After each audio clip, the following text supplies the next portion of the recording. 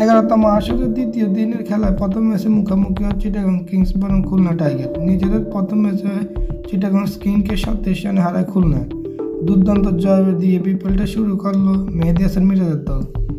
Toss জিতে খুলনাকে আগে ব্যাটিংয়ে পাঠায় চিটাগং। মোহাম্মদ মিঠুনের লক্ষ্যটা ছিল পরিষ্কার, যত কম রানে সম্ভব মেহেদী হাসান মিরাজের দলকে আটকে দেওয়া। কিন্তু মাঠের খেলা ঘটেছে তার ভিন্ন। খুলনাকে দারুণ শুরু এনে দেন নাঈম শেখ। 17 বলে 26 রানে ইনিংস খেলে প্যাভিলিয়নে ফেরেন তিনি। তবে আরেক ওপেনার বৈশিষ্ট্য করেছেন দায়িত্বশীল ব্যাটিং। শুরুতে চিটাগাংয়ের বোলারদের দেখে শুনে খেলেছেন অজি ব্যাটার। এরপর সময় যত গড়িয়েছে ততই আক্রমণাত্মক ব্যাটিং করেছেন বৈশিষ্ট্য। 36 বলে 50 পূর্ণ করেন ডানহাতি ব্যাটার। শেষ পর্যন্ত 50 বলে 75 রান করেন বৈশিষ্ট্য। তিনে নেমে আক্রমণাত্মক ব্যাটিং করতে পারেননি মিরাজ। 18 বলে 18 রান করে ফিরেছেন খুলনার অধিনায়ক। ইব্রাহিম জাদরান ও আবিব হোসেন ধ্রুব বেশিক্ষণ টিকে থাকতে পারেননি ক্রিজে।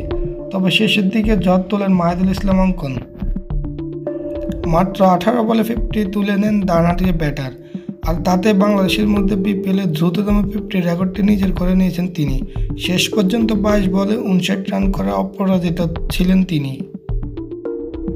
চিটাগংয়ের হয়ে 4 ওভারে 17 রান দিয়ে 2 উইকেট পান আলিসাল ইসলাম।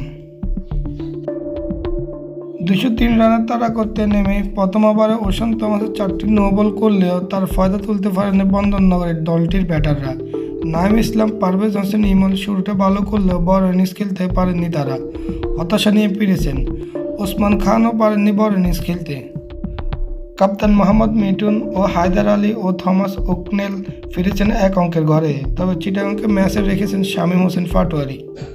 38 বলে 78 রানের বিধ্বংসী এক ইনিংস খেলেন এই ব্যাটার। শামীম পাটোয়ারির এই বিধ্বংসী ইনিংসে শামীমের 78 রানের চিটাগংয়ের হারের ব্যবধান কমাতে পেরেছে শুধু। খুলনার হয়ে 3.5 ওভারে 46 রান দিয়ে 4 উইকেট শিকার করেছেন Abu Haider Rony. Man of the match Mahidul Islam অঙ্কন।